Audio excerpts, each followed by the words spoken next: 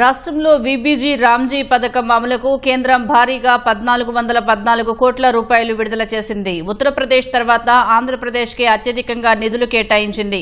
ఈ ఏడాది July, August, September నెలలకు శ్రామికుల వేతనాల చెల్లింపునకు తొలి విడతగా వీటిని అందించింది. ఈ నెల 2 నుంచి దేశవ్యాప్తంగా వీబీజీ రామ్జీ అమల్లోకి వచ్చింది. ఈ క్రమంలో జూలై నుంచి మొదటి 3 నెలల పాటు శ్రామికులకు వేతనాల కోసం కేంద్రం నిధులు విడుదల చేసింది.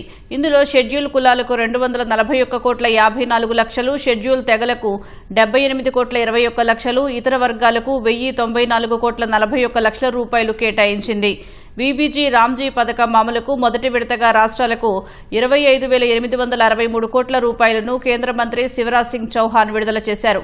ఆదివారం అన్ని రాష్ట్రాల గ్రామీణాభివృద్ధి శాఖ మంత్రులతో ఆయన వీడియో కాన్ఫరెన్స్ నిర్వహించారు. వీబీజీ రామ్జీ పథకం అమలు తీరును సమీక్షించారు. పథకం ప్రారంభమైన మొదటి రోజే రికార్డు స్థాయిలో ఉపాధి కల్పించిన ఆంధ్రప్రదేశ్, కేరళ, రాజస్థాన్లను ప్రత్యేకంగా అభినందించారు. కొత్త చట్టం ద్వారా సగటున 10% వేతనాలు పెంచినట్లు తెలిపారు. ఇకపై దేశంలో ఏ రాష్ట్రంలోనూ దినసరి కూలీ 300 రూపాయల కంటే తక్కువగా ఉండదని స్పష్టం చేశారు.